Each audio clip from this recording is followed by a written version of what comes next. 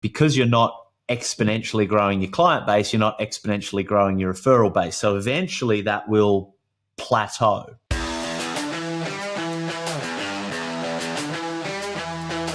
I feel like I'm burning out. Like the business that I've got, we've got a team of 6, but it's stagnated for the last 3 years. And I just don't know what I should be focusing on next. So stagnation tends to mean that you've been relying on your product, right? So we're going to do great work, we're going to deliver great value from our clients, and you'll grow through referrals or just general word of mouth. You know, you're out there, you're meeting people, you're doing stuff. There's a bit of that organic osmosis just from you being out in the world, and then there's your referrals. But eventually, I mean, that's a linear growth curve, and eventually that peters out. You'll add team, you'll add some fixed costs, and because you're not exponentially growing your client base, you're not exponentially growing your referral base. So eventually that will plateau. The key is, well, how do we expand the amount of people that know about us? So it sounds like right now you're getting your business, and I'm having to infer here, from people that either know you, people that know your clients, or people that know them. So that kind of 1 degree of separation. But I want you to consider that there's this whole potential market of people that have the problems that you can solve. They're just not connected to you or anyone that you know.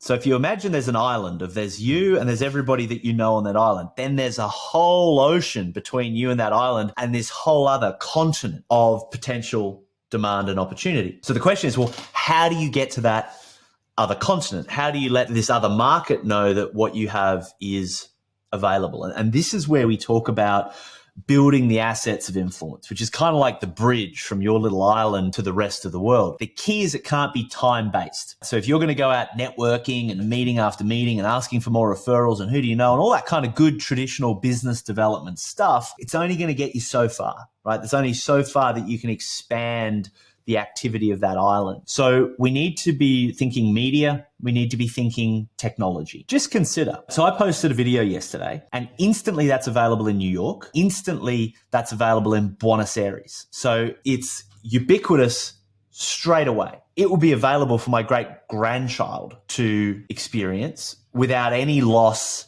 of fidelity or quality, no degradation, no wear and tear whatsoever. Here we have this piece of media that we can produce that's instantly spaceless, timeless, and has no degradation or wear and tear. That is powerful. Think of what else you can build in your business that is going to instantly be everywhere and last forever with no degradation of quality. Like, that's wild. And so the idea is, whatever you're saying to people to get them to want to work with you, whatever you're saying that generates demand for your business now, the idea is, how do we build that into layers of media and technology so people can consume platforms like YouTube or Facebook or Pinterest or LinkedIn or whatever it is. They can read books, they can listen to podcasts, whatever piece of media they want to consume.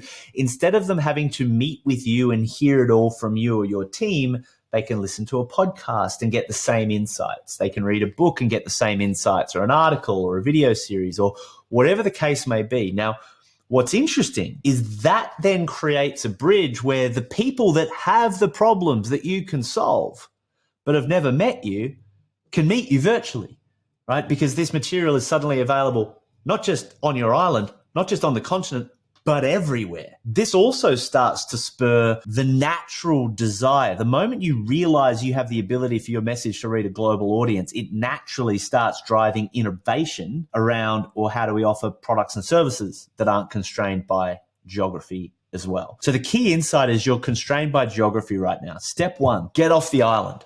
Start building out some of the assets of influence that build that bridge and help you start attracting inbound opportunity of people that know you, like you, trust you, and have never met you. When you get that, that is a paradigm shift. That's a huge shift. In that new paradigm, you essentially have worked out how to create a global message. Then you'll start backfilling products that you can sell globally as well, or at least nationally, certainly outside of your current geographic influence. And all of a sudden, that plateau, that barrier you have to the value you've got, will disappear. And not just your business, but your life will never be the same.